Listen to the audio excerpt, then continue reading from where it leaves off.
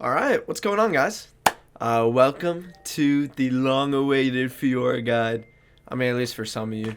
Most of you just follow me for my Jack stuff, so you probably don't care about the Fiora stuff. But yeah, for those of you that don't know me, I am a challenger top laner on the North American Super server, and I'm pretty much a Jax Fiora two-trick. So yeah, this is my Fiora guide. I made a Jax guide a couple months back, almost a year ago now, like 8 months back, and did really well. And I thought, why not make a Fiora guide? I just hit Challenger with a 65% win rate on Fiora, and I really love playing the champ. And so, yeah, I want to share everything I know about her with you guys, and hopefully teach you guys how to succeed with Fiora as well. So, yeah, everything in this video will be timestamped below, so if you want to skip the certain sections or whatever, feel free. And yeah, I hope you guys enjoy. If you do, drop a like and subscribe. It helps me out a lot. And I'll see you in the guide. Start of the guide video. Yeah. Alright guys, so starting off with the spells section. This is pretty simple, so won't take too much time. Basically, I go Flash almost every game. Fiora's a champ who's really versatile in her summoner spells, so you can kind of experiment with a lot of different sums and figure out what you like the most. I'll say probably like 70 to 80% of my games, I go Flash and Teleport on Fiora. I think it's just the most consistent way to play. It's really easy. Teleport is great, especially in Season 15 with the low cooldown. You can end up using Teleport like 3 times in one laning phase, which is nuts. And yeah, Flash is kind of a given in most matchups. Now, there are certain matchups where I do like going Ignite, Exhaust, or Barrier. So Barrier is good in the champs that have an execute, like Urgot, for example. I really enjoy Barrier in the Urgot because it stops him from being able to execute you with his ult after he throws it on you. I like going Exhaust into champs like Riven or Kennen that are really like bursty, and if you exhaust their main combo, it makes the 1v1 really easy. And with an added benefit, of course, of the slow letting you proc vitals really easily. And then Ignite, I take Ignite in the champs that have high base healing or that really like to brawl early. So like Olaf, Warwick, Vladimir, Trundle. I'll take Ignite into all these champions because it can really turn the 1v1 and help you win it, which I think is important in a lot of matchups. Like Warwick, for example, if you take Ignite, you shit on him. If you don't take Ignite, you get shit on. So it's really important sometimes to match combat sums. Darius is another one, right? If you take Teleport, it's going to be really hard to beat him in a 1v1, but if you take Ignite, you definitely can in the early stages of the game. And then, yeah, finally, Ghost. Ghost can be useful. It's kind of personal preference, but you can use Ghost in like certain matchups, like maybe against a Vayne or something like that, where it's really hard to keep up with them. Ghost might be nice. For the most part, though, I opt for Flash over Ghost. And sometimes you take no Flash at all, right? Like against Gwen, for example, I might go Ignite and Teleport because I don't see a use for Flash. And so I'd rather have the Ignite for the combat sum, but then also have Teleport to help me not get in bad lane states and get as much XP as possible. So yeah, that's the spell section. I'll see you guys in the runes. Alright, so rune selection is the next one. And I think rune selection is really versatile and important on Fiora, right? It's really, like, a lot of matchups can be dependent on your rune selection. And so you really need to have this down. In general, I like going Conqueror in the champions where you have to all in, right? Where short trades suck and you look for all ins. So this might be something like a Renekton or a Darius. I mean, short trades aren't bad in the Darius. But in general, like these champs that are a little tankier and you're just looking to like take a good all-in timer, I like Conqueror a lot. Same with like tanks, right? I like Conqueror in the tanks over PTA or Grasp, just because the Conqueror really helps you kill them early game compared to the other two. PTA, I like to go against squishy champions. So this is like champs like Yone or range champs. I like PTA a lot, like Aurora, Vladimir, stuff like that. I like going PTA into because the burst from like a Q auto E is really, really strong. And so these champs where you might not want to commit to an extended trade with, PTA can be really strong, right? So I do like PTA a lot. I interchange PTA and Conqueror pretty often. In matchups where you're winning that aren't super hard, both of these can work. They just have slightly different playstyles, right? Like PTA, you want to take shorter trades. whereas Conqueror, you can commit to all-ins more often. So especially matchups like Olaf or like Warwick or these champs where I bring Ignite and I just commit to an all-in early game, I like Conqueror more than PTA. But let's say a champ where you lose all-in, like Trundle, for example, PTA might be better, right? Because you don't really want to be committing to a super long fight. And now we can also talk about like these little secondary minor runes. So I like Presence of Mind on Fiora a lot. If you really like Triumph, you can go Triumph and Mana Flow bands. But I really think POM is necessary on this champion to keep your mana good. Alacrity I love, personally. I like going double adaptive here, and I don't build Trinity Force often. So having Alacrity to still get some attack speed is really good. And then Last Stand on Fiora is what you should go pretty much every game. For your secondary rune page, I like Axiom a lot recently. Axiom's really strong. If you take Ignite, I think Nimbus Cloak is better than Axiom. So in those matchups where you take Ignite, it might be nice to go Nimbus Cloak. And then I think Celerity is just so good on this champion, especially with new Swifties this season and how strong they are. I think going Celerity just makes you so fast, and movement speed is a really overlooked stat in League of Legends. And so I like Celerity a lot on Fiora. I go double adaptive and health scaling runes in most matchups. Hard matchups, I'll go early health just to help with that early 1v1 all in. But yeah, this is really good. You can go the attack speed chart if you want. I just think that with double adaptive, wow, someone just followed me. Sorry guys. With double adaptive, the speed of your auto attacks lines up better with how often vitals respawn, I found. And so it's easier for me to like auto and move over to a vital and auto again, and it'll time it more in line with when the vital respawns. Right? That's something I've noticed. You also can go Resolve or Inspiration Tree. So Resolve Tree, secondary, I would go when I'm against champions where I think Bone Plating or Second Wind is really good. So Bone Plating against like a Warwick, for example. If you go Conquer with Bone Plating and Ignite, it helps you win the all-in.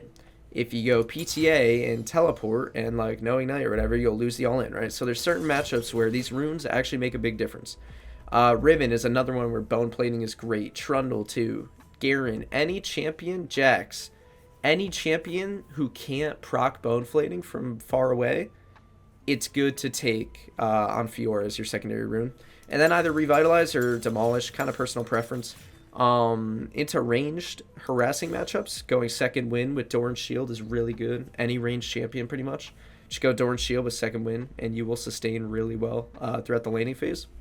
And finally for Inspiration, I do think if you like it, this could be a viable page to go with Cosmic and Biscuits, right? And basically the value in this is that you get your summoners up sooner than your opponent. So if you're in a matchup, let's say Olaf, right? Where like Bone Plating and Second Wind are both kind of mid against Olaf, but you do want to go Flash and Ignite. Well, okay, Cosmic Insight will make your Ignite be on a 2.5 minute cooldown instead of a 3 minute cooldown, which means you can take better all-ins more often. Really strong. And Biscuits also give crazy all-in ability, right? The healing on them is nuts. So this is not a bad page if you do want to give it a try. I think it definitely can be viable, right? You just got to experiment with these things. And finally, talking about Grasp. This is the Grasp setup you usually want to be running. I like Overgrowth over Revitalize when I go Grasp because it synergizes really well with like the health that you get from Grasp and all that good shit. You'll be like more tanky in the mid game with this setup than if you go Conquer or PTA. And I recommend going this setup for people that are newer to Fiora, right? It's a simpler trading style and laning phase than if you go Conquer or PTA, right? Because basically all you do with this is you just auto minions and you Q when your Grasp is up. And you kind of just like poke the enemy down. It's really strong. You can go Scorch as well if you want over Celerity. But with this page, you have to go Mana Flow ban. So do keep that in mind. I just opt for Celerity over Scorch. I think it gives you more value as the game goes on. But yeah, when I take Grasp, I like to take it into like Bruiser matchups or tank matchups that are kind of hard. So an example is Gragas, right? And where the trading style is pretty unique. So against Gragas, most of the time, unless he really fucks up with his body slam, you're not going to be able to get extended traits, right? And so it's nice to just play around your minions and do short little Qs with your Grasp to poke him down. Same idea with like Cassante. I don't always like committing to long trades against Cassante early. I think that champ's just so overtuned. He does so much fucking damage just with like auto Qs, right? And so Grasp can be nice in that matchup to make it a bit easier to play and make it more consistent of a laning phase, right? So Grasp can definitely be good. It definitely works. It's super viable. I know a lot of high elo Fiora players that take Grasp more often than they take PTA right now, just because it makes laning phase stronger and easier to play. The downside of Grasp is you won't get as many solo kills because your all-in potential is a lot weaker, right? With PTA and Conquer, you can really like look for extended trades and solo kills. With Grasp, you're playing a shorter trading style, and you're just playing to kind of go more even in laning phase, but be more consistent. So both work. I take all three of the runes, right? PTA, Conquer, or Grasp. I will mix and match all of them when I play Fiora, depending on the matchup. So yeah, that's pretty much the runes section. I will see you guys in the builds and items. Alright guys, so looking at the items and build section here of the guide. Basically, Fiora has pretty versatile build paths. Same with the runes. One thing I forgot to mention also, if you guys want to know the runes I go, the starting item I go, and you know, some niche items I'll build into every matchup, I have it detailed in the Mobifier guide link down below. Right there, you can see in the threats section what setup I take and what I do into every single top lane champion that you'll play against. Right, and so that can be pretty helpful. You can just emulate what I do. But starting items, let me break it down. Doran's Blade into winning matchups. Doran's Shield into matchups where you get harassed a lot and are hard, right? If you ever go Grasp, I would also go Doran's Shield. Obviously, when you're going an aggressive setup, you want to be going Doran's Blade. Yeah, always get your ward and health pot as well. Simple stuff. First recall, and the items you choose to buy, the components of Ravenous Hydra, are important, right? So in the past, in previous seasons, I would itemize long swords over Tiamat, because what Tiamat does is it automatically pushes the wave, right? So it makes it harder to freeze and get solo kills. But this season, with the increased level of skirmishing and early grub fights and shit like that, I think it's really, really good if you can get Tiamat early, right? I've been building Tiamat first almost every lane because it allows me to constantly push my opponent in, meaning I get to go to grubs fights first, I can rotate to any skirmishes that take place, I get river fruit, I get more roses. So yeah, itemizing Tiamat early can be stronger this season than I think it was in the past. In the past, I would just not build Tiamat until last. I would build Caulfields and Vamp Scepter first, and I would look to freeze on my opponent and get solo kills.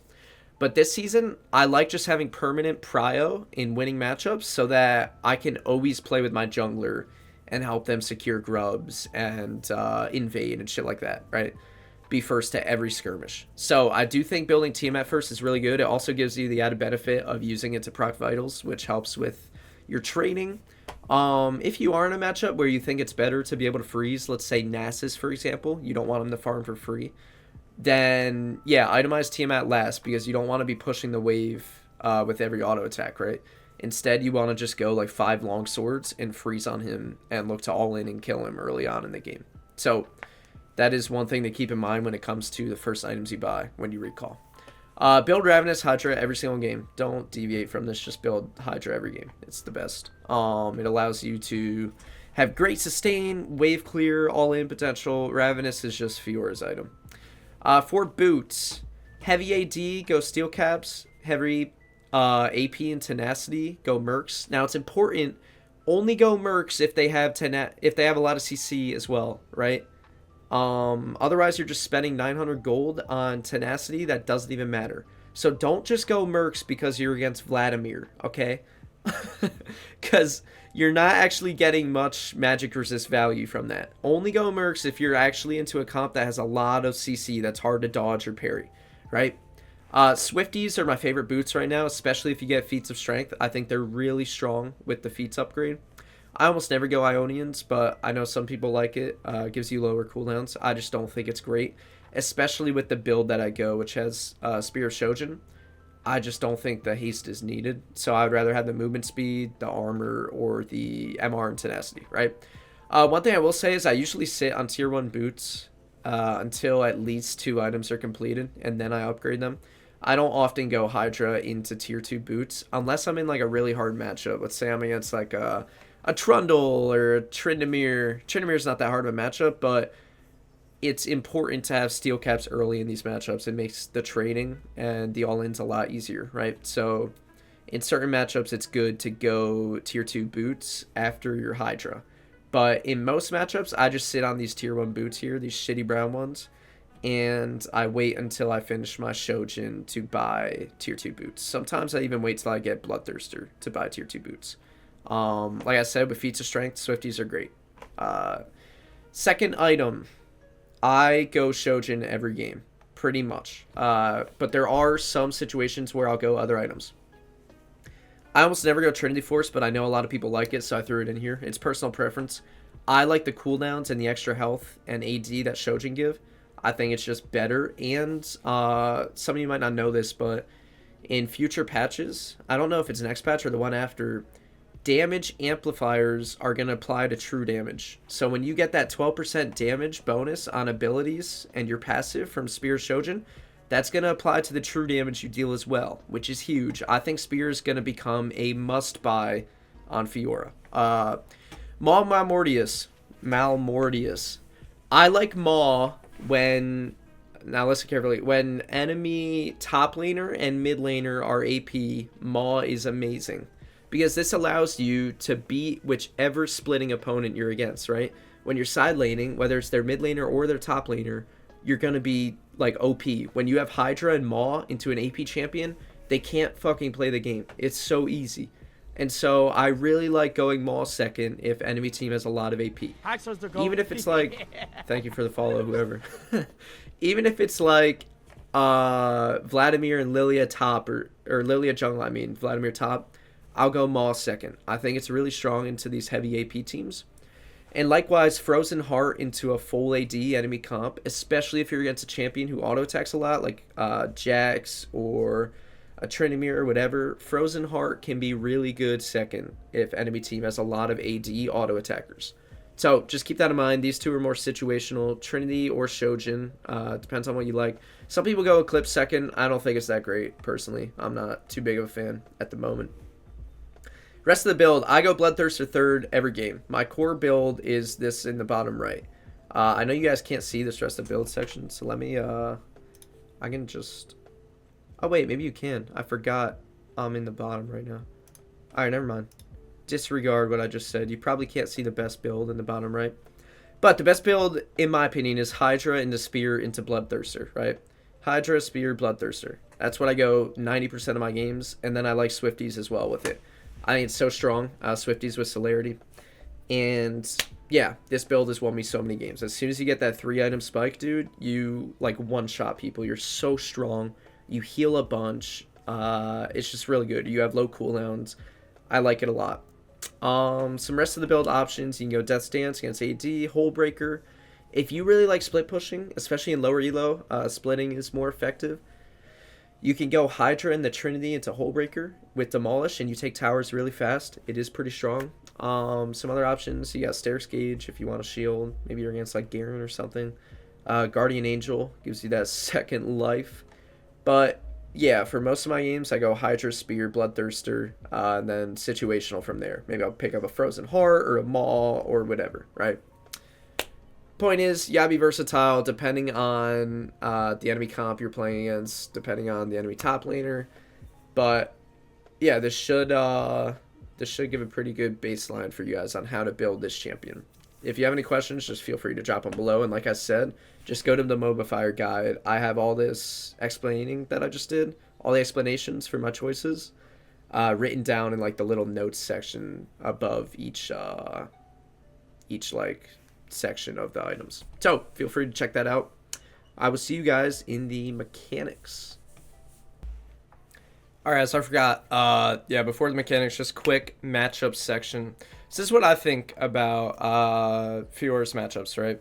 In the extremely hard, I think Pantheon sucks to play against. Kennen, Jace, Quinn, Vayne, Udyr, Renekton. Any of these can be really good bans, depending on who you do and do not like playing against. In the hard but winnable, we have a lot of champs that are just kind of annoying for Fiora to deal with, or if you mess up one little thing, you're going to have a really shit time against these champions in lane, right? Like, if you give Set a lead, you give him an early kill, you're going to get ran over for the whole game. Same with Trundle, Darius, Urgot. All these champions, you cannot afford to mess up in the hard but winnable section because they will just run you over with a lead, right? So you got to be really on your A game. Now, I want to say some champions... Now, you guys might not be able to see where my cursor is, but I have Malphite in the hard but winnable.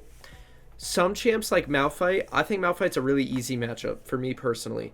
But for a lot of you in lower elos, it's going to be harder, right? Because you're not as good at punishing mistakes that Malphite players will make as high elo players are. In the skill matchup section, these are matchups that are pretty even. Really depends who plays better. You know, something like... I should have put Mordekaiser in the Fiora winning section. Mordekaiser is a really easy matchup for Fiora. But again, in low elo, like if Mordekaiser takes Ignite, he might be able to beat your ass a little bit, you know what I'm saying?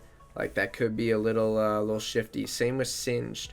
Singed I have in the skill matchup because you win in lane, but Singed can have way more impact on you later on in the game, right? He can, like, proxy waves during the game, reduce your ability to split push, which makes you group, and Singed has more impact in team fights.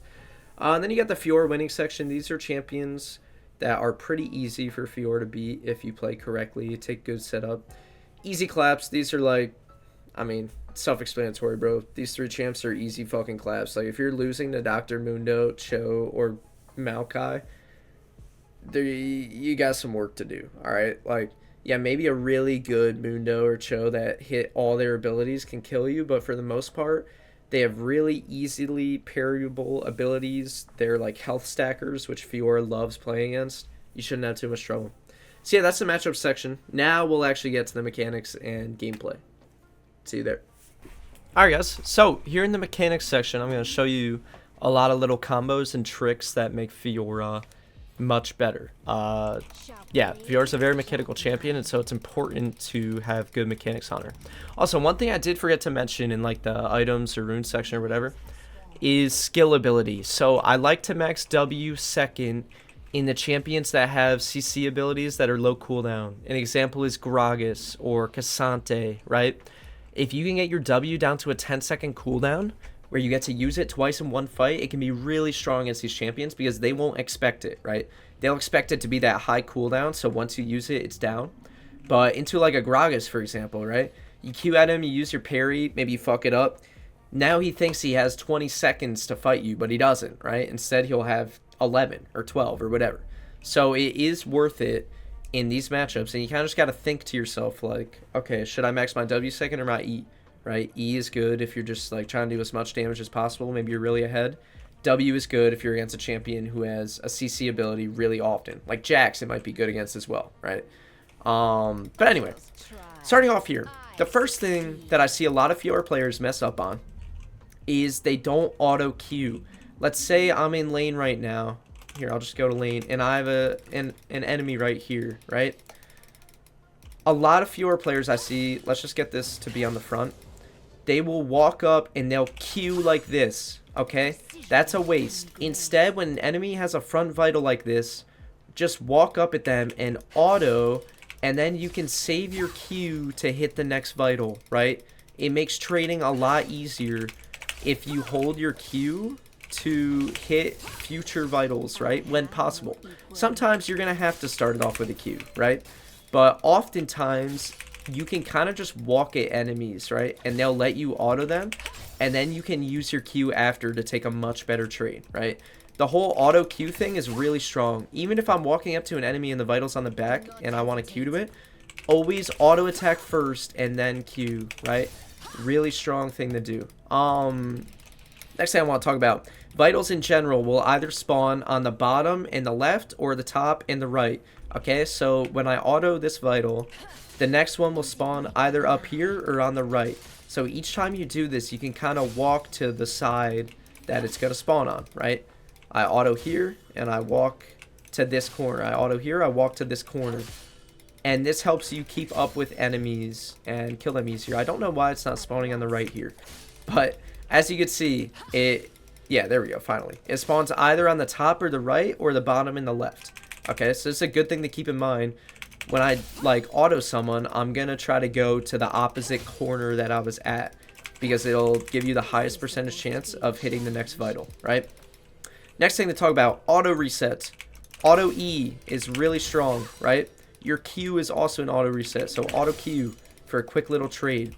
You can Q auto E, right? Get the PTA damage proc to bonus, get the PTA bonus, I can't talk, to amplify the second part of your E, right? Auto E, oh shit, I messed up the auto E. But anyway, you get the point. It's important to be able to auto reset on Fiora. When you're hitting towers, the best thing you can do is auto E, Q, E, right? Just like that is really, really fast. Another thing I want to talk about is baby Qs is what I call them, right?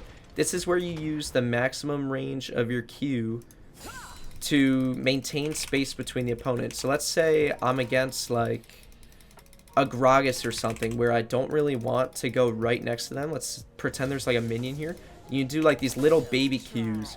Or if I'm against a Jax, right, where I want to like try to Q him, but I don't want to make it reactable, I'll just do a little baby Q like that, right? And how you do this is you go next to them and you just Q right next to yourself, right? It does this really fast little baby Q, which is really strong, right? So that's a good thing to know. All these little mechanic things are really important on Fiora. Next thing I want to talk about is QW, okay? You can QW slide with your parry, and it's really strong. Let me refresh my cooldowns here. Yeah, mana. So, this is really effective when you're looking to chase someone down, right? You can QW to slow. It's really good against a lot of champs' abilities as well. So, if you think about it, Talia minefield, right? Let's say the minefield is here. You can stand outside of it and QW in, and it will stun whoever you're aiming at, right? Really strong. Let's say you're against a Gragas and he throws his ult to try to create space between you and him. You can QW into him, stun him. Poppy W, the thing that like will knock you up momentarily if you Q into it, right? You can QW and stun her really easily. Vigar Cage, Caitlyn Traps. This works against pro players, by the way. I was against a pro, it seems like Scary Jerry, I don't know, he's a new pro. And he was playing Caitlyn, I was playing Fiora, and he put a trap right between me and him. So I just QW'd through the trap, and it stuns him. Karma Bind, Nocturne E, any sort of spell where they like put it on you and then it takes like 2 seconds or so and then stuns you or snares you or whatever. Great to QW with, right? There have been so many times where like, let's say this is a Karma and she puts her W on me, I'll just QW with it. Okay, let's pretend that hit. I'll QW with it, right? And stun the AD carry. Okay, so you can be creative with your QW slide. It's really strong. Really strong thing to know. Other than that, into like certain range matchups, sometimes you can just QW to start off the trade, right? Because the slow allows you to catch up with them. And then finally, the ult procs. So, when you are, what's it called? When you have your ult on someone, the first thing you want to do is take note of which wall is nearest to your opponent, right? One thing I missed as well, guys, your Ravenous Hydra can proc vitals. I mentioned that in the earlier section, but you'll see here, I can use 3 to proc this vital, which is really strong. Let me turn cooldowns off, right? You can use 3 to proc vitals, which is a really good tool in laning phase, right? What's the thing for this? Shift X. Okay, cool. So, when you ult someone, in lane especially, keep mind of vitals that are closest to the wall, because these are the ones you want to get first, right? And then you can finish up with the ones that are further away. Let's say I'm going to go to bot lane here because, I don't know, top lane's a closer fuck. So, let's say I have this person here and I drop my ult on them, right? Because they're going to run the tower, I might want to queue behind them and get the vitals closer to tower first, right? Or, you know, alternatively, there are some fast combos you can do, right? Where you queue auto flash like I just did, and it lets you proc 2 vitals really fast, right? So Q auto flash, and then you can auto the next one and Q. This works really well, especially if you like stun an opponent. Let's say you stun them, so they're not moving. You can just do this really fast ult thing. Overall, I don't do fast ult procs that often, but it is a good tool to have in your kit for when it is necessary and when it's good, right? The last thing I want to talk about is auto flashing, right? You can auto flash, as you just saw there, to proc a vital, right? Basically how this works is you just click on them and then flash to where the vital is, okay? This is really good, especially with your E, right? Let's say I'm low. I can like auto E and flash to the vital, and it makes it easier to hit the vital, I guess. I don't know. It can help in a lot of matchups. Sorry, I fucked it up there. But yeah, it's definitely really good when you're far away from them as well, because you can just you buffer the auto by clicking on them, and then you just flash here, and it'll flash to the vital. Guys, this is really good as well, and you'll see me do this actually in one of the game reviews, where oftentimes if you and the enemy both have flash, right? Let's say this person is trying to run away. I could Q to this vital, right? But what you can do instead, let me get that to reset again. What you can do instead of trying to Q to it is you can flash to it, and then when they flash away, you can use your Q to follow. And you'll see me do this against an Aurora in one of the laning phases. You'll see me make use of this, and it's a really good thing to have in your kit, right? But yeah, again, using Ravenous to proc vitals is really strong when you're like getting your ult off, right? You can like 3 and then Q to the next one. I'm not as fast as someone like Potent, for example. That guy's just a mechanical god, but this stuff can be useful, and yeah, all these things that I just went over are really good Fiora mechanics that will help you out and will win you games. That's pretty much it. I'm trying to think right now if there's any others. If there are, you'll probably see a clip after this. But yeah, that's pretty much the mechanics section. So without further ado, let's get into the gameplay. One thing I do want to talk about actually real quick before going to the gameplay videos is just like a general mindset of playing Fiora, guys, and where I see a lot of Fiora players struggle and lack. So when playing Fiora, in general, when you're in your laning phase, guys, still play fundamentally correct, okay? Play with wave states. Play like you're playing any other champion. Do not get Fiora syndrome, where you're just trying to like 1v1 outplay the enemy every single lane, okay? That will lose you games. Play with good wave states. Trade on good timers, okay? Still be smart mentally. Don't get brainwashed by your champion, because I see so many Fioras do this, right? They play this champion who's mechanical and like a really good duelist, and so they try to just trade and trade and trade and trade and outplay and do all this flashy shit. That doesn't win you games, okay? Instead, trade on good timers when you have good wave states. When you're pushing into the opponent, pay attention to your wave. Don't just trade while your wave is like in a shitty spot, right, and leaves you vulnerable to ganks or whatever, okay? You still need to play fundamentally correct when it comes to laning phase with waves and stuff like that. And the same goes for in the mid game, right? Let's say this tower's gone here and you're split pushing. Don't go for the flashy 1v1 play on this person just because you can, because if you die to the jungler and you don't get the kill or whatever, it throws your lead really hard. So that's like the most common mistake I see from Fiora players is they just die too much. They just die too much. As simple as that. They die way too much in every single game that they play, and that will fuck you up. And yeah, the other thing I always see, which I really want to harp on, I talked about it earlier, but just the ability to weave in extra auto attacks, like auto queuing instead of just queuing, right? You auto queue instead of just queue. Don't always zone in on the vitals, right? Sometimes it's better to weave in an auto attack. It's almost always better to use these little auto resets as well as you can. So good things to practice. But yeah, I'll see you guys in the game reviews. Alright, so this game we're looking at Fiora versus Garen. Right, this is Palco playing Garen. Best Garen on the server. Sorry, Palco, for including you in my review. But the way this matchup goes, right, is you have to have really good spacing. Garen, if you don't parry his Q and you don't space him correctly with your Q and your movement speed, and you let him get his E procs off on you, he'll win. Like, if you get hit with his E and shit, it's hard. And as the game goes on, Garen can kind of use his E to get you low. And if you hold your parry and you don't parry his Q, he can Q and then ult you while you're silenced, right? So Garen is actually one of the matchups that I kind of struggle with sometimes playing Fiora. Especially against a really good Garen like Palco is. It can be tough. But going into this lane, right? The plan is to try to kill him early, because with our Conqueror, we're going to be stronger than him like levels 2 and 3, right? And so you'll see how I play this, right? We're kind of maintaining space away from him because I don't want to let him get a really good E off on me. But here, like I was talking about, what you want to do is like auto Q to people. Instead of just going here and queuing, you auto first. And there, it looks like instead of queuing the Vital, I just Q away. I just do a quick little auto Q. Take an even trade. It's chill. We maintain space until our Q is back up, right? And now, here we have a front Vital, right? So I auto again, and then Q the Vital, right? And then, I should have auto the Vital there. I misclick a little bit, so this doesn't go as well as it could have. This could have been a much better trade.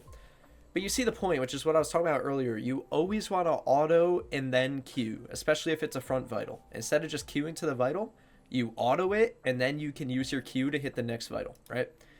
So, Garen's going to hit level 2 here in a sec, and I will too, but not at the same time as he does, right? So, he hits level 2. I back up a bit, because his E just naturally lets him push the wave easier.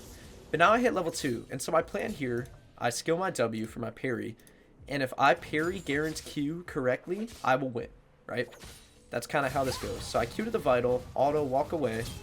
Garen Qs, and you'll see players will often try to bait your W, right? So if we watch that again a little slower, you'll see that Garen pops his Q, right? And he runs at me, and it looks like he's going to auto, but he doesn't, right? He walks away. I auto attack, and then just based off of like people's movement, right? Once you auto and you don't W immediately, they're probably going to turn back in and try to Q you, right? So then I pop my parry, auto again, Q to the Vital. I might auto Q again, right? Q to the Vital, and then just auto attacking, and that's a kill, right? And that's what I was talking about, being able to play your parry correctly. Is like, people will often do a lot to try to bait it out.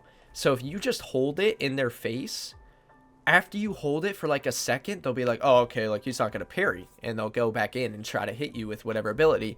And then you parry it, and it's really strong. Get the kill. We still have TP up, which is really chill. So I just trim the wave a bit. And in this case, I recognize that I'm level 3. I have a good wave here. And so I'm trying to get this crashed and maintain my TP advantage. Garen comes back level 2. So you'll see here, I'm just maintaining good space away from him again, right? He Qs, I Q to a Vital. Hit both. Pretty chill. We're still just trimming this. Auto E, Q to the Vital. Again, like I was talking about, right? Always auto first and then Q to the Vital. It gives you a lot more damage early on. Still haven't used our parry. We're just letting the minions do the work, right? And now this next wave comes. I'm level 4. He's level 3. We know he has no W. So I'm just autoing the minions. Garen's walking up a bit. And here again, we're just going to try to parry the Q, right? Because he's looking for a solo kill here, right? We space his E correctly, which is really good. Once that's down, we go in for a Q auto E. We can slow that down again. All right. This is being good with auto attack resets. So he E's. We Q in. Auto E. Hit the second E. Parry. Okay, so I parry first and then hit the second E. And like I said, if you parry Garen's Q, then it's like absolute freeload this matchup. Crash the wave. Reset. This guy's fucked, right? Actually, he's not fucked because he ends up doing a really smart play. He drops a ward and stops my recall with Ignite, which is super good for him. Gets his tempo on track with mine. So I reset, TP right back on the wave, which is correct to do with this new TP and its lower cooldown. You can just TP on the wave. And then you'll see here, I itemized Tiamat. Now in the past, like we talked about in the build section, I usually prioritize longswords so you can freeze and kill people. But with this new season, it's better to just get Tiamat and be able to shove waves in again and again, right? So we're just shoving waves in, we're trading with him, right? Take another recall, come back, clear the wave fast, grubs are on the map. Now, in hindsight, right, what I want you guys to learn from this and what I can learn from this, I should have cleared this wave again.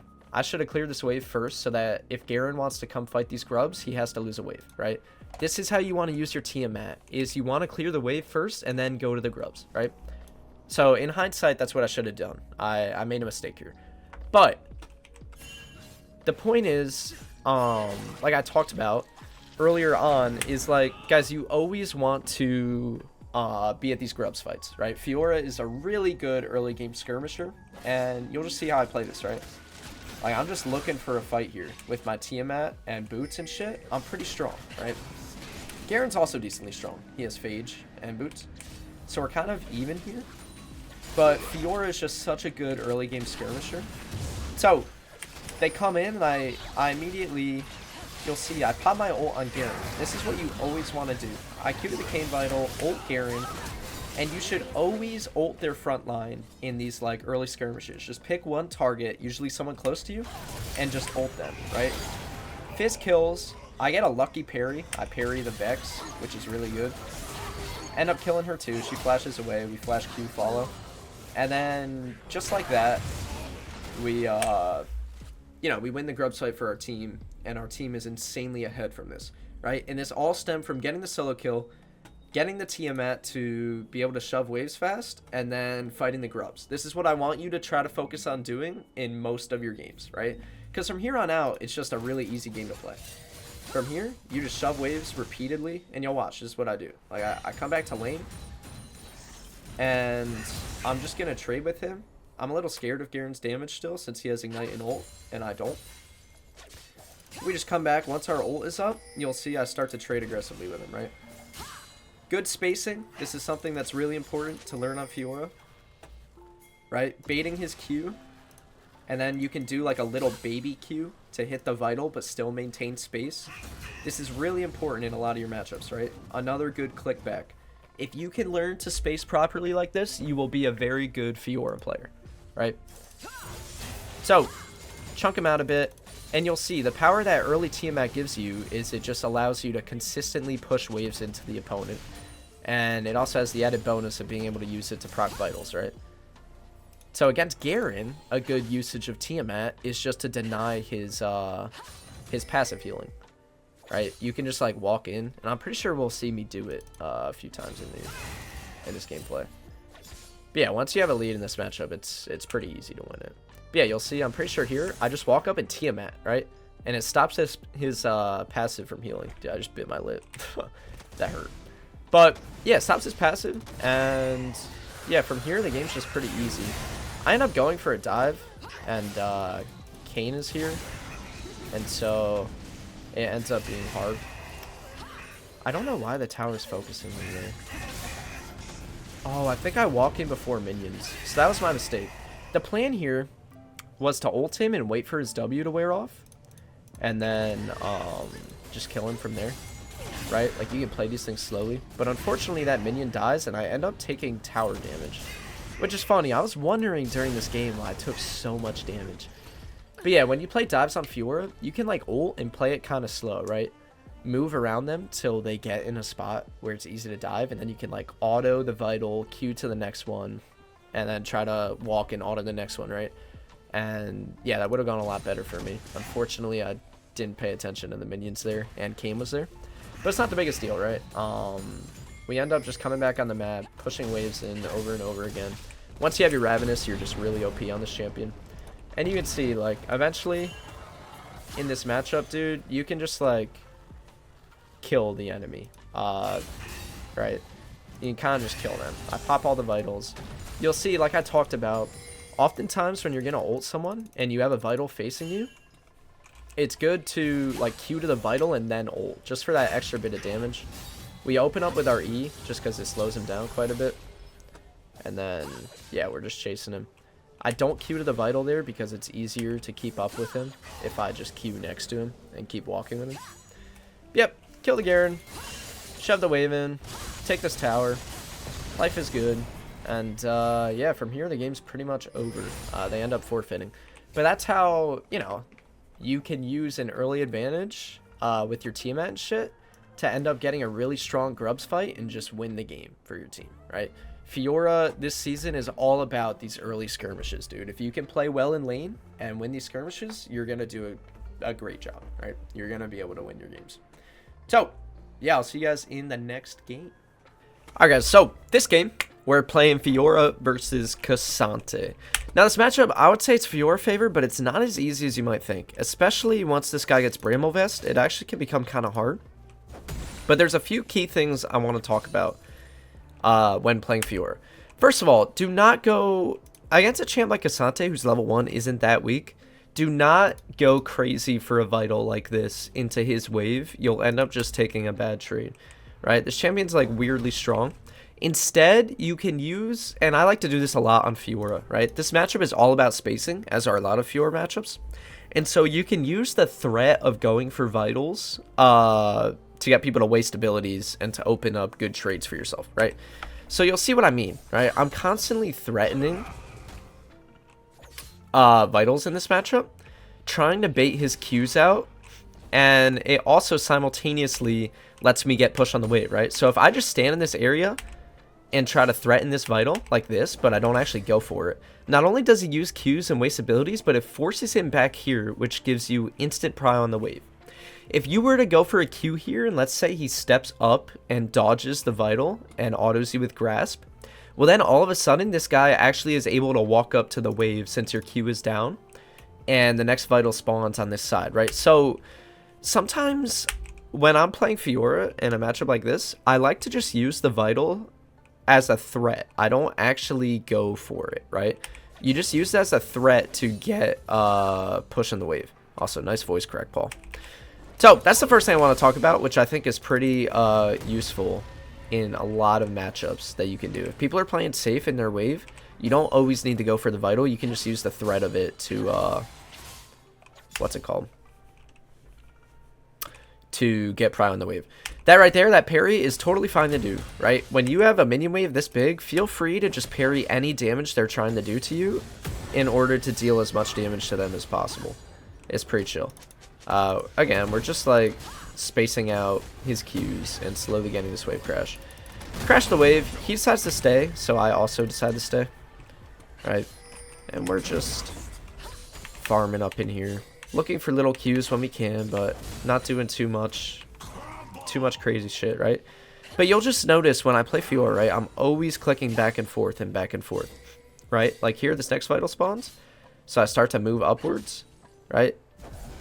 Q there, then onto the cannon, right? You just want to be really unpredictable. It's like I'm walking at him here, hit a little Q after like clicking back for a sec. You just want to like really click back and forth a lot and make your movement hard to predict for the enemy opponent, right? Like this guy, I'm pretty sure Barrick is a challenger top laner. I think he plays in academy teams or something like that. So he's not bad. But the main point I'm trying to make here is you just want to like just be really unpredictable with your movement and your abilities and shit like that. It makes it really hard for someone like Cassante to play. Anyway, you'll see here, I E a minion and then auto his Vital with my E. Then I Q at him, parry this because, again, I'm trying to crash this wave. So it's okay to just like use your parry for maximum damage. Then we finally reset, TP back. Cassante misses more minions than we do because we get our first reset off.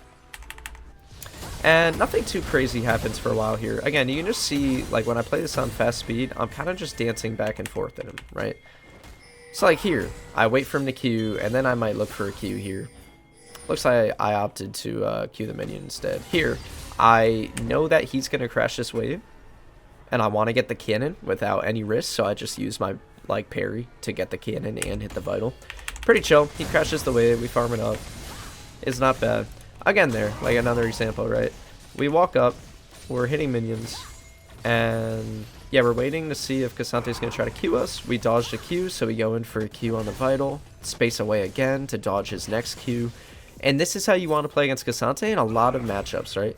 Like, if you can have good movement around not only Vitals, but also dodging their spells, like using your Q in conjunction with the movement speed that you get from Vitals and just good spacing and movement will let you take a lot of good trades slowly but surely. And you'll see we eventually whittle him down to the point where we get a kill, right, from doing this. It's a really slow and drawn out process, but it works very well. Elise comes, so we just chunk him out a bit here. Pretty nice for my lane that Elise does that. It's pretty chill. But yeah, and he walks back up. I almost never, guys, I almost never Q at people when a Vital's on their backside like this. Especially a champ like Asante, who if I fuck up, he can like W me into a wall and ult me. It's just not worth doing.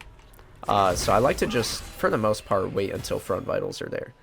This is a special scenario because I have a huge health advantage, so it's kind of chill to just Q at him even if there's not a Vital. But yeah, here again, you'll see like I constantly am clicking in a way to try to threaten that I'm going to go for this Vital. He EQs forward, we dodge it, Q the Vital, dodges Q3, and now you'll see here, I believe this is around when I kill him. Q up top, path back, then I Q in for the Vital, parry him, auto that, auto this one, pop the ult. I'm just waiting for him to W this whole time, but he holds it so long that I just end up popping my ult and auto queuing real quick, getting a nice easy kill. Pretty chill, right? And this is the main reason I want to show this. This is all I'm going to show from this game, is I just want to show you guys how you can play a really like slow and controlled play style where you don't need to go crazy on Fiora. You don't need to commit to these crazy all-ins all the time. In some matchups like Asante, it's perfectly acceptable and good to just play slow, to just wait for him to make mistakes and then you look for shit, right? Like Q into this, and then I act like I'm just hitting the minions, right? And I be Qing for the Vital, parry him, auto, auto. You'll see I click back here, just in case he's trying to ult me. I don't want him to ult me over the wall. Click back, pop the ult, and then, yeah, at that point he's so low that we can just get the kill, right? Pretty chill. But yeah, that's just one thing I wanted to show. There are two things, I guess, in this lane. One, the idea of playing slow around when Vitals are on the front and dodging abilities and using your Q to do that, right? Like you can afford to space a bit away from the opponent, dodge their ability, and then Q to the Vital. And number two is using the Vital early on to zone them off the wave so that you get prio for free, right? Like you don't actually have to Q to the Vital. As long as the threat of it makes them stay away from the wave, you get free push on the wave, and it's really, it's quite chill to play. So, those are just two quick things. I'll see you guys in the next game. Probably do one more. Not sure, though. I record this all in advance, so I'm not sure how many games will be made. But yeah, see you guys in. Alright, so, this next game. We're playing against Aurora, right? This is, like, an interesting matchup. Basically, how it goes is you lose the first few levels. She gets pushed on you. But when you're at, like, level 4 or so, you can look to all-in her. And that's exactly what we do, right? My rune setup is just the same one I've been taking. Okay, why is this not working? There we go. Same one I've been taking, just with PTA, right? Instead of Conquer, since we're against a range matchup. So, we're coming in here. Aurora is walking up a bit. We're just, we're giving prio. And you'll see what I do is I'm constantly spacing away from their range to attack me, right? Hold on, I think I had to sneeze in a second. Yeah.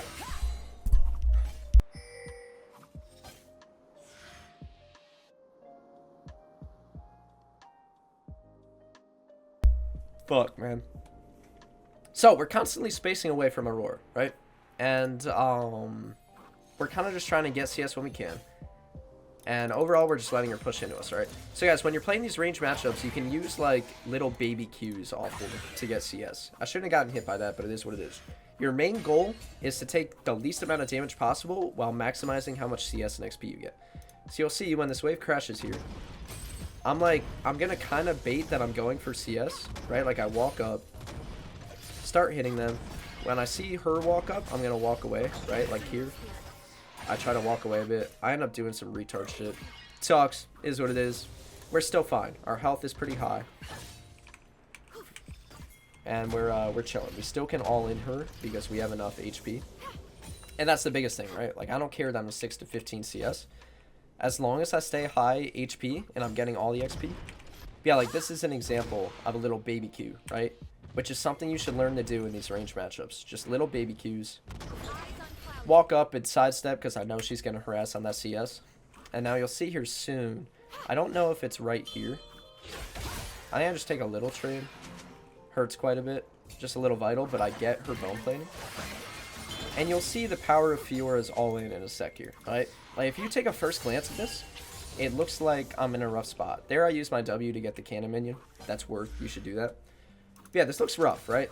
Like, she hasn't used a single health potion. I've used mine. We're low on HP. But just watch what happens next. And it's going to show a mechanic that I like showing.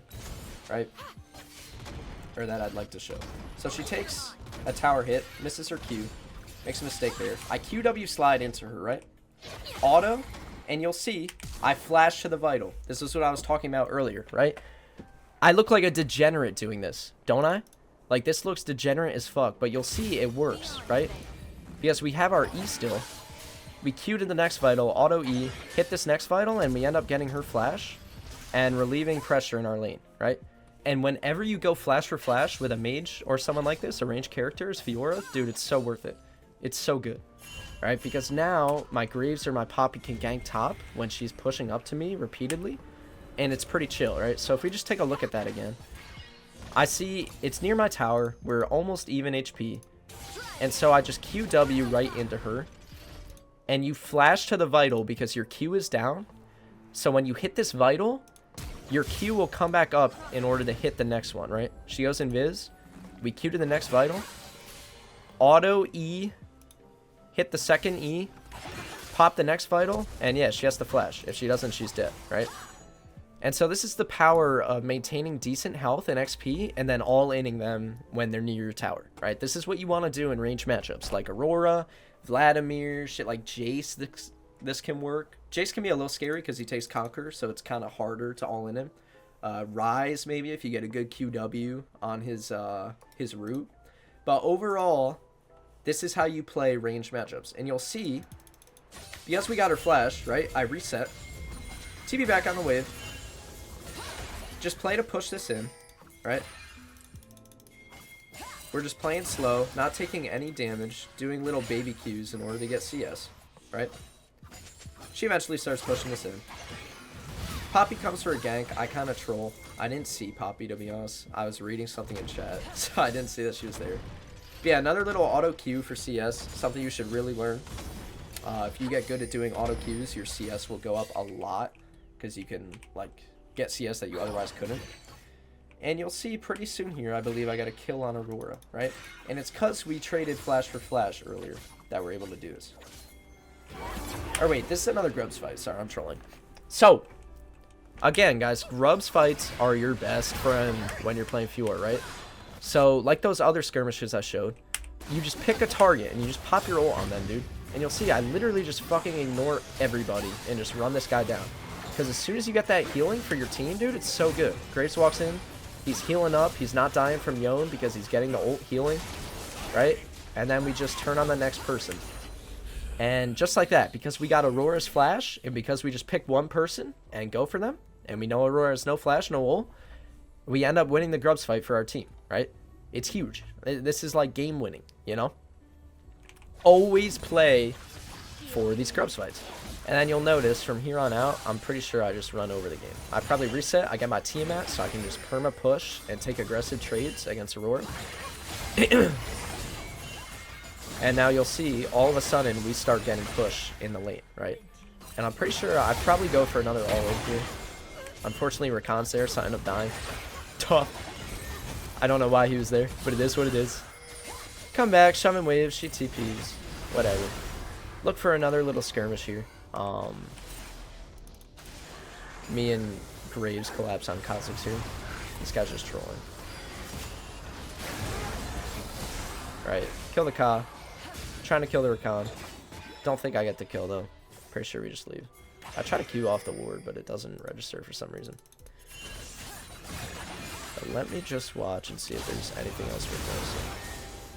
Okay, so here, let's just look at this mechanically. Again, QW into Aurora is so good, bro. Once you slow her like this, and then you'll see, because she goes invis, you can still hit opponents that are invisible if you have vitals on them, like Shaco, Aurora, shit like that. I don't have a Q, but I Ravenous, right? I use my Ravenous Hydra to pop this first vital, and then I flash on the next one. If we slow this down, right?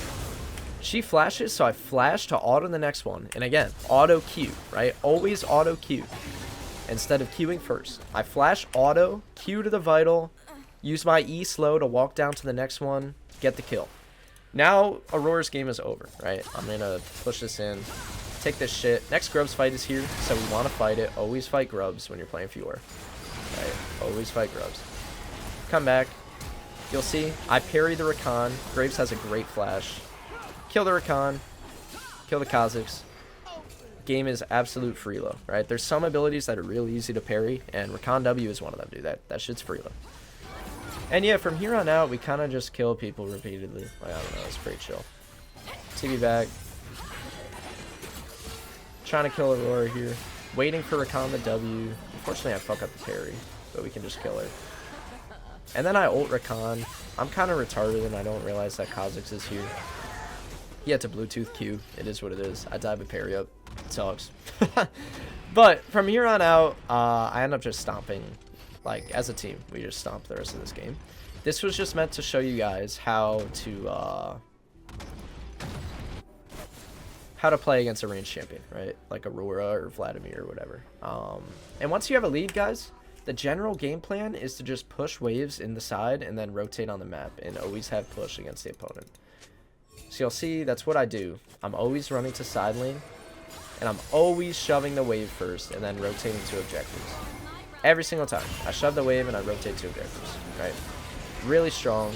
It's the way you want to play. Here I'm kind of just...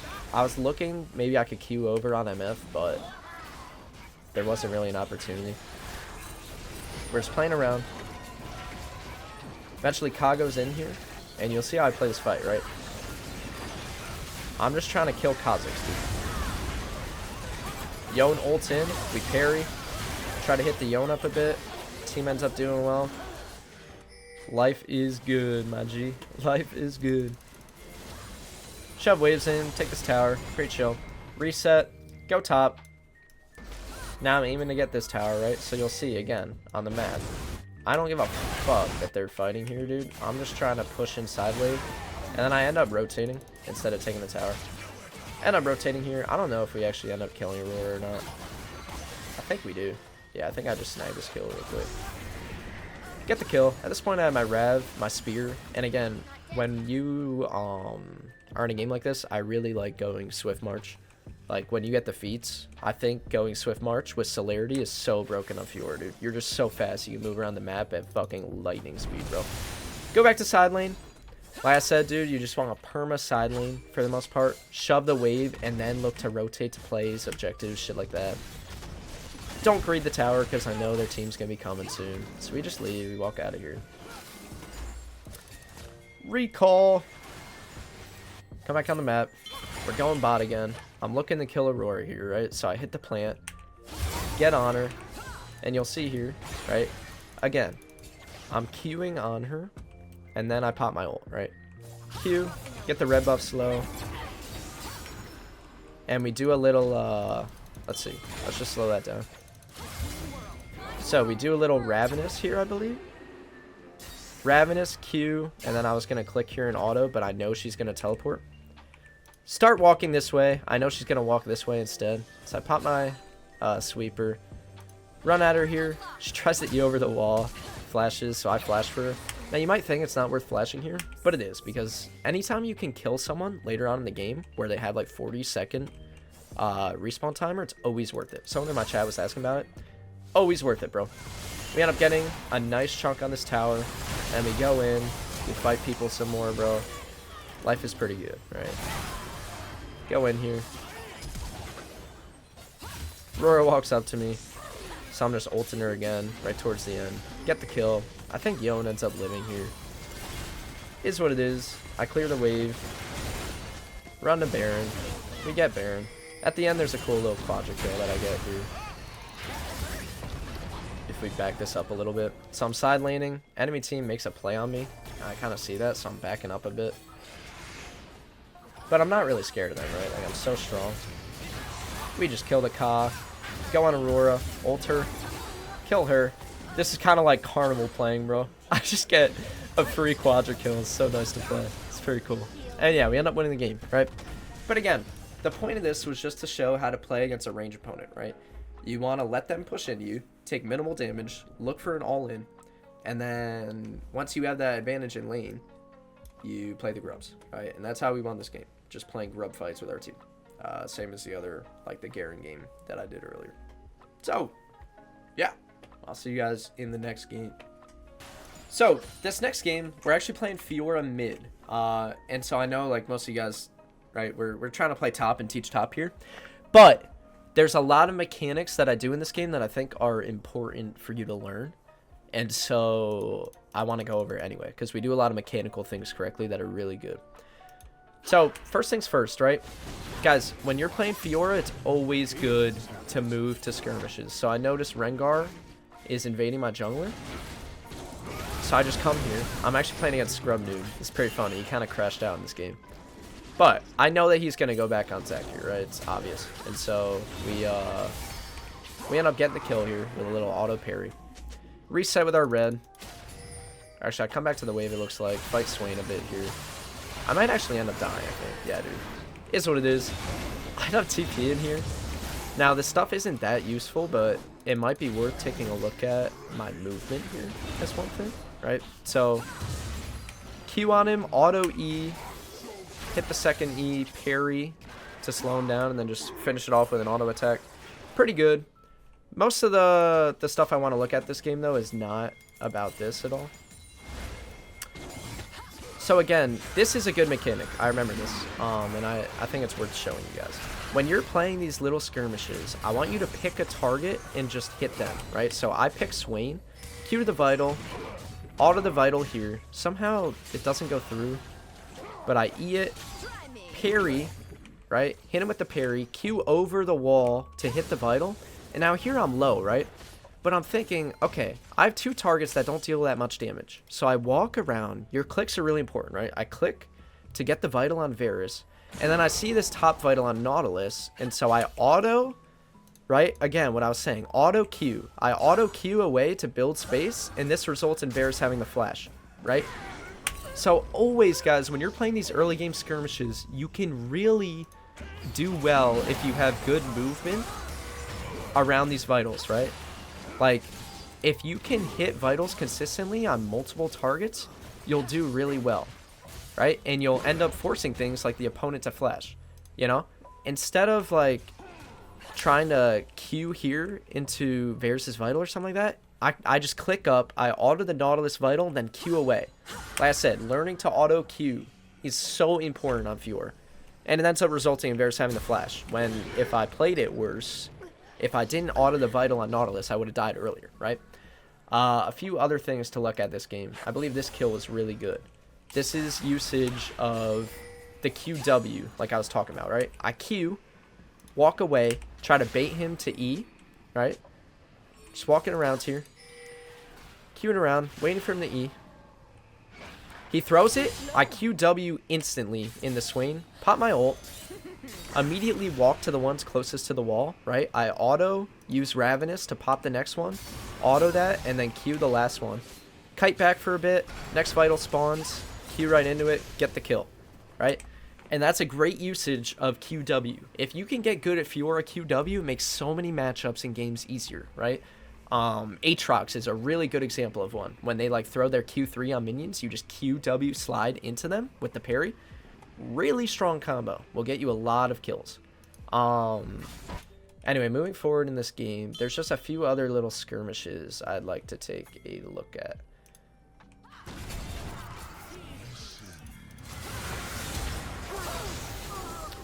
This isn't much worth looking at, I don't think. I'm pretty sure I just like Q and kill the Teemo. Q to the minions first, get the reset cooldown, 3 flashes, we just get the kill anyway. Scrub Noob gets away. But then they end up fighting us mid, right? I call for a fight mid here. And you'll see my build, by the way. This is something that's important to note that I do when I'm against double AP solo laners, like I talked about in the build section. You go Ravenous into Maw. And if they have double AP solo laners, like AP top mid, you will be so strong in the late game, dude. Like, no one can 1v1 me at this point, right? With Ravenous Maw, I am so strong. Teemo and Swain are both useless against me, right? And then I went Armor Boots for the Rengar and Varus. And this is, like, just itemization tips for playing Fiora. But you'll see here, we're just playing first target, which is what you want to do in most Fiora skirmishes, unless you have a really good flank on the enemy carry. But I noticed Rengar has empowered ability, right? And I'm thinking, okay, if he E's me, you'll see what I do. I do another QW slide. So if we watch this again, right, in slow motion, we finish the kill on Nautilus, right? Rengar tries to kill Karma. She flashes. See his E, immediately QW into him, right? And then this results in us just killing the guy. Another thing you guys might be wondering is why I have PTA. And it's just because I'm against a range matchup, right? Like, I like PTA into range matchups, Conquer in the Bruisers / melee. And from here, we can just run these people down, right? Like, I have nothing to be scared of against this Swain and other people. End up killing them all. And yeah, we get Baron and we flip the game here, which is really big. And yeah, from here on out, the game's kind of just over. Come back on the map. Looking around for a fight, because I'm down to fight anything, really. Yeah, when you're playing Fiora, I want you to always prioritize your own XP and, like, gold and shit like that, right? Like, I'm level 17 now, higher level than everyone else in the game. I'm literally unkillable. Finish Spear, and now I'm building towards Bloodthirster, and I'm literally fucking 1v9, bro. Like, I just run out and kill Teemo here. Parry the blinds. Get a nice easy kill. When you're in late game like this, especially with Axiom, dude, your ult is such a low cooldown that, like, just ult the first person you fight every single fight that you have. Clearing side waves, and then you'll see I push out this wave, and this is what I want you to do in all your games when you're split pushing in the late game. Just shove the side wave and go look for shit with your team, right? Like, I'm looking mid, there's nothing mid, so I just go back bot. Push that tower in, move back to mid lane, right? We see Rengar's top, so I'm like, okay, let's just force a fight mid, right? And I believe we end up ending the game off this. So again, you pick a target and you just go on them. Like, I pick Swain here. Ult him, and I'm just fucking gunning on this guy. I don't give a fuck, bro, because I have my Maul shield, I have a bunch of healing. I'm just trying to, you know, kill him. Take up space, be annoying for the enemy team to deal with, buy space for my backline, and yeah, the game's over. We just end up winning off this, which was sick. So yeah, really good Fiora game. Lots of mechanical things there to look at. And also another example of playing these early game skirmishes, because if they work out for you, which they should, because Fiora's a really strong early game champion in skirmishes, you can just snowball the game from there and be so strong. So even though my fucking, it's pretty much a 4v5 this game, like Cassie was running it, since we were so strong, they were never able to actually end, because I could just, like, kill everyone, right? This was such a fun Fiora game to play. And the other thing to take away from this is QW, guys. QW is so strong, man. It got the kill on Swain, which was really big, and it got the kill on Rengar, which got us Baron, right? Being able to QW will get you so many big plays. So really, try to do that.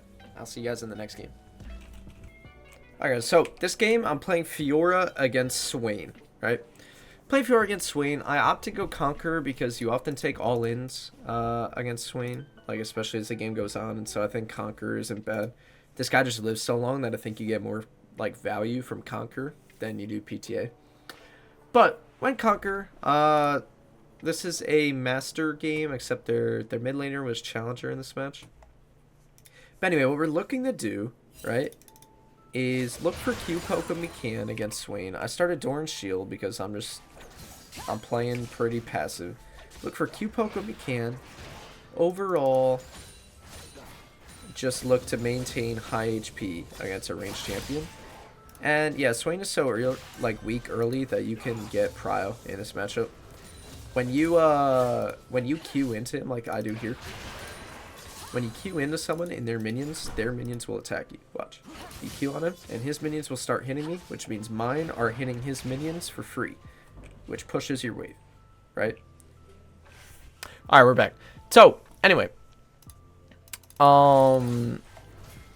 Basically, yeah, when you Q on someone here, their minions will hit you, which will push the wave. So we get pushing the wave. It's pretty good against Swain. You can see I'm slowing it down because I want it to last here until this wave comes. Go for a Q and parry his E, but I missed the parry, unfortunately, so no stun. Still pretty chill, though. We get good push on the wave, and I want you guys to watch a specific mechanic, because it might look like there's no kill here. But, basically, I keep slow pushing. I know I'm strong enough to push this against Swain.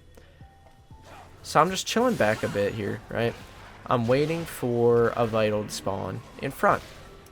As soon as I see it, I'm thinking, okay, this guy's taking a lot of damage. I can kill this guy here. So you'll see, watch this. I Q to the vital, hit it, auto W him to slow him, since I know he has no flash, right? And then I flash E auto the vital, right?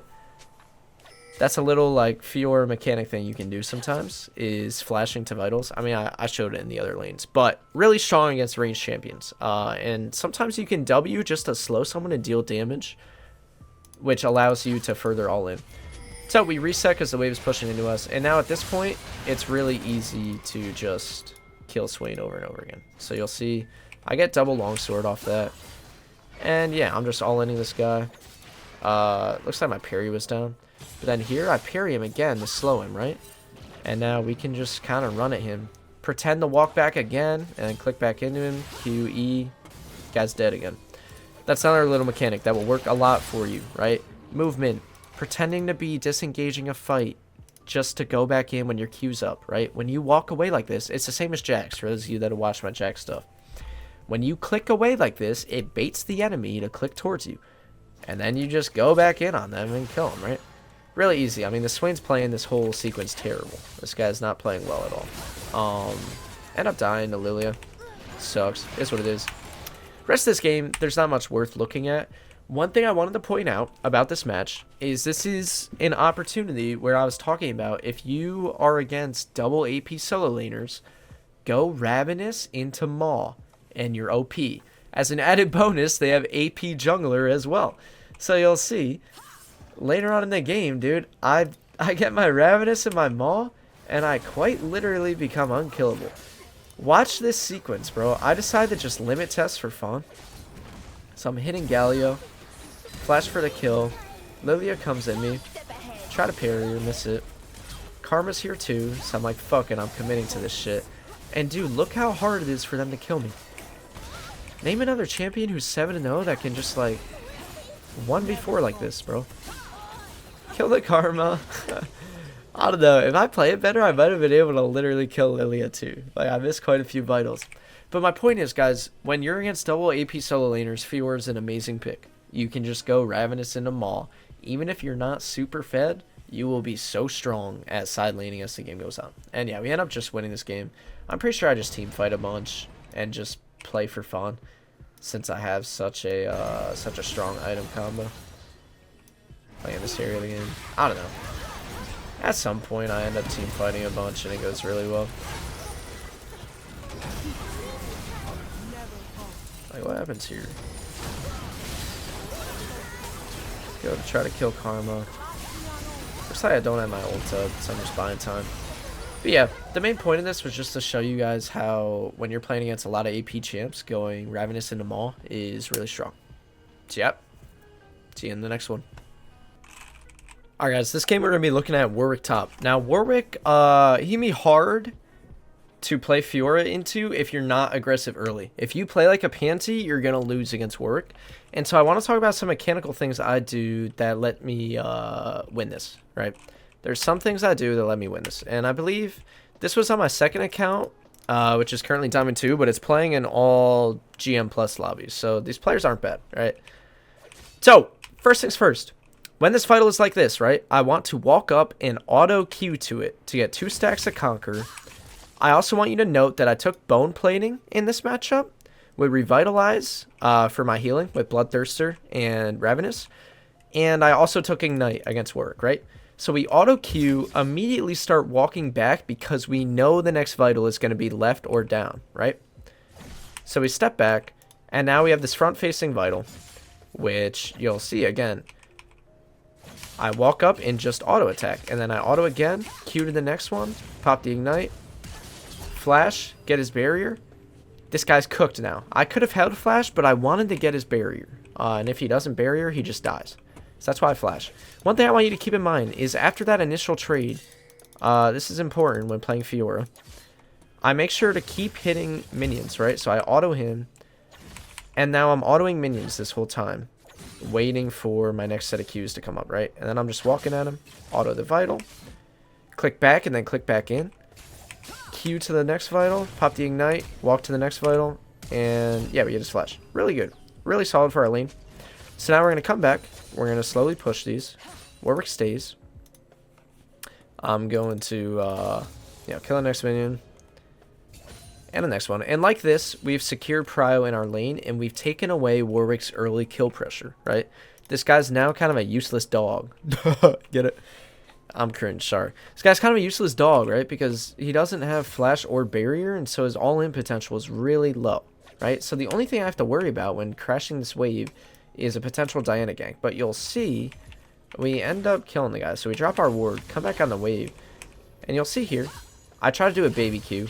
And I try to parry. I fuck both up. Really bad. Don't do that. But it doesn't really matter, right?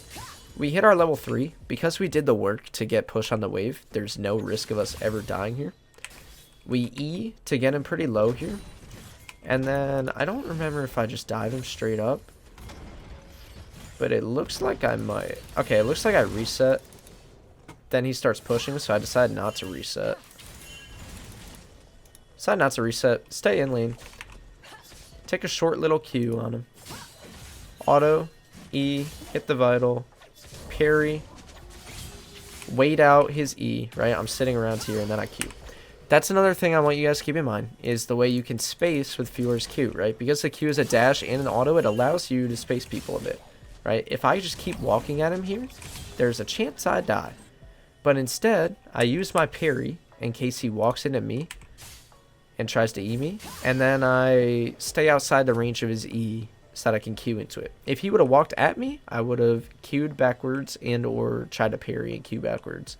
But since he starts walking away, I can kind of just keep distance until his E is off, and then I can kill him, right? If he were to walk into me, I could Q this way to the minion and then walk like this just to keep range from his E. Either way, Fiora allows you to space really well. And this is kind of a combination, this whole sequence was a combination of good spacing and doing auto Qs instead of just queuing vitals, right?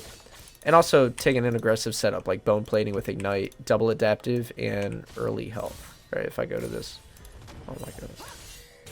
You'll see I also took 65 health, right? Early health instead of scaling gives you better 1v1 potential early on. But anyway, from here on out, dude, it's just free, right? We come back, and it's totally free to just fight this guy for the rest of the lane. End up killing him again. Easy as you like. When you play Fiora against these, like, brain-dead lethal tempo champs, like Warwick or Trundle, if you can take Ignite and get a kill on them early, either through good late states, good training, shit like that, it makes the rest of your game so fucking easy to play. And I end up just like absolutely shitting on this Warwick throughout the rest of the game. We come again here. Let's watch this, because there might be something valuable here. You'll see I just hold my parry. It doesn't matter if you parry his stuff or not, as long as you have it when you're low HP. But yeah, that's honestly all I really wanted to go over. There's not much else to carrying. I guess we can do a quick macro thing, right? Quick macro, how to play Fiora in the mid to late game. So your main goal as Fiora is to get solo kills and take this first tower and win fights around grubs, right? That's kind of the game plan in the first 15 minutes or so of the game, right? You want to win grub fights, get solo kills, and take this tower. After you do that, so I eventually take the tower here, I believe, right? I've killed Warwick more than a few times, 4 times now. After you do that, right, my game plan now is to try to take this tower and simultaneously put pressure on this quadrant of the map, right? This is what you do as a split pusher. You pressure this tower and you put pressure on this side of the map.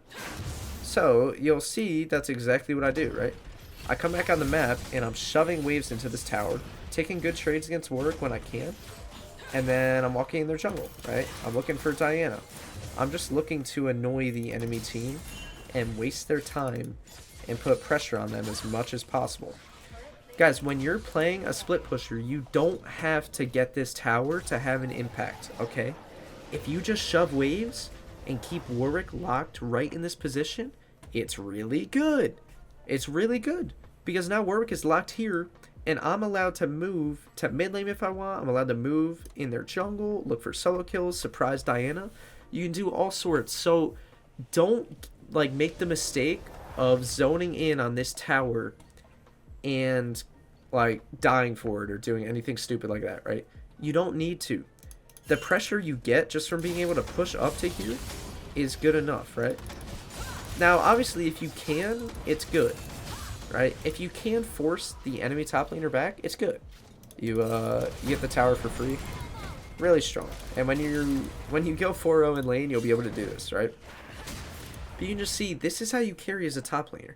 Even if I didn't get this tower, if I drag Tristana and Swain up here, and this Braum as well, it's huge. It's huge because now my team can just like freely move on the map if they want, you know? It's really good. So that's how you want to play as a split pusher.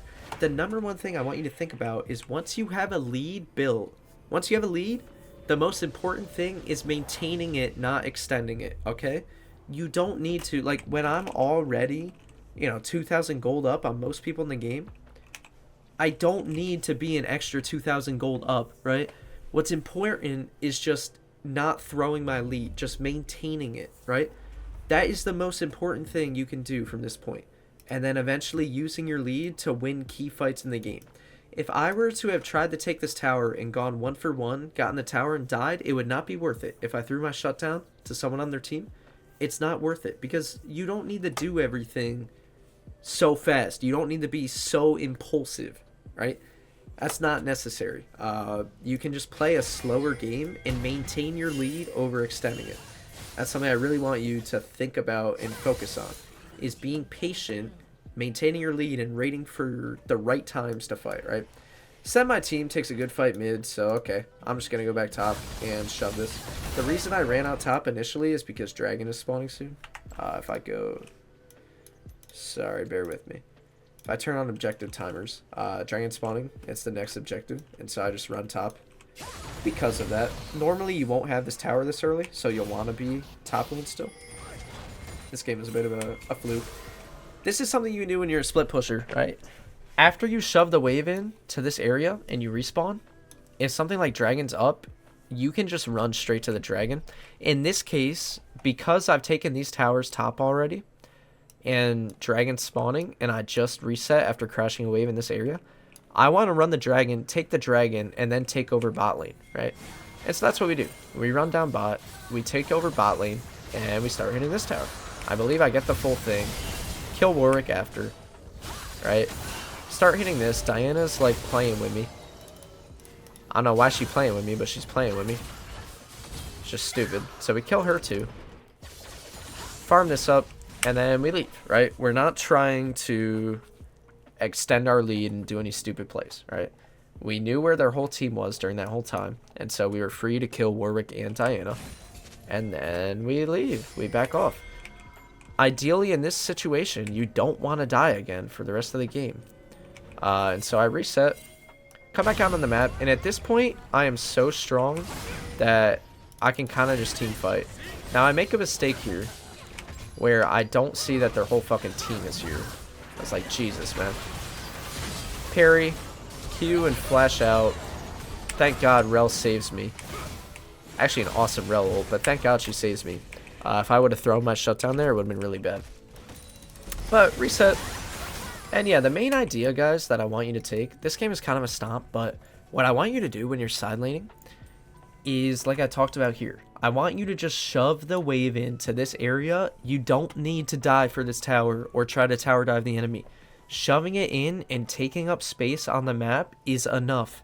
The pressure it creates is annoying for the enemy team. Think about how annoying it is from your perspective when you don't have vision of your jungle and you see the enemy top laner shove this and walk into jungle, right?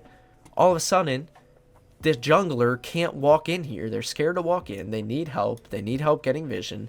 The pressure you can apply just from trapping the enemy top laner in this position while you get to move on the map is enough as a split pusher. And then, yeah, so say I'm pushing bot here. Once I do crash a wave here, trap enemy top, they have to answer to it, then I can look, okay, maybe enemy ADC is overextended mid. Maybe there's a skirmish breaking out here. Maybe, I don't know, there's all sorts of shit, right? Maybe blue buff is up, so I go take that. The idea is you use the waves in order to trap enemy top and force plays on the map. with a numbers advantage, right?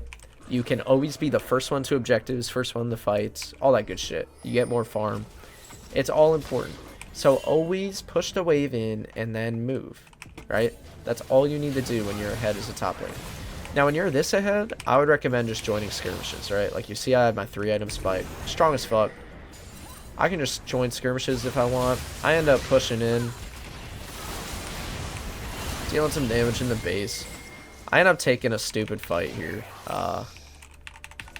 where basically we catch Braum, killing him. I parry the Braum stun, and then I try to Q for this Vital, but I fuck up. I get stunned, and I end up dying the Trist. Bad death, but it is what it is. I think it's worth going for, because if we don't die, we just end the game there. But yeah, at this point, the game's over, right? We just win. And that's kind of a decent little 1v9 as Fiora, right? We shit on our lane opponent, and then we took every fucking tower on the map. And then joined a team fight at the end and won the game off it. And so, yeah, that's just like a quick macro thing. And like I said, the main thing I want you guys to take from it is to think about maintaining your lead over extending it. And think about just the pressure you can create from pushing waves in and moving on the map and looking for stuff. You don't need to be making a game-winning play every minute, right? You can be patient. You can just apply pressure, and it's really good for the game. When you shove waves in here as well, another overlooked thing is it lets your jungler move for free in this area, right? All of a sudden, enemy jungler isn't allowed to come into this river. So your jungler gets control of this, they get control of like these raptors, all this shit. They can move all around, right? So don't hone in too hard when you're at this like minute 14 mark. Do not tunnel vision on this tower too hard. Instead, just shove the wave in, lock Warwick in place, and move into their jungle like this. It creates pressure on the map, and it does more than you would think. Yeah. I'll see you guys in the next section. Alright guys, so quick little outro before you go. That will pretty much do it. I do hope you enjoyed this viewer guide. I hope you learned something. If you have any questions, feel free to drop them in the comments below. You will notice, like, I recorded all the gameplay reviews before actually making the rest of this guide. And so, yeah, my outfit, like, changes. It might be dark in some of the games, light in others. But I do hope, like, all the educational information is there, even though the video might be a little, like, choppy, rough around the edges at parts. So, I do hope you enjoyed, like I said. Any questions, leave them in the comments below. Be sure to like and subscribe if this helped you out. And yeah, follow me on Twitch. I'm live almost every single day, like 5 days a week or so. I stream a lot. And yeah, thank you for watching. See you later, guys. Deuces.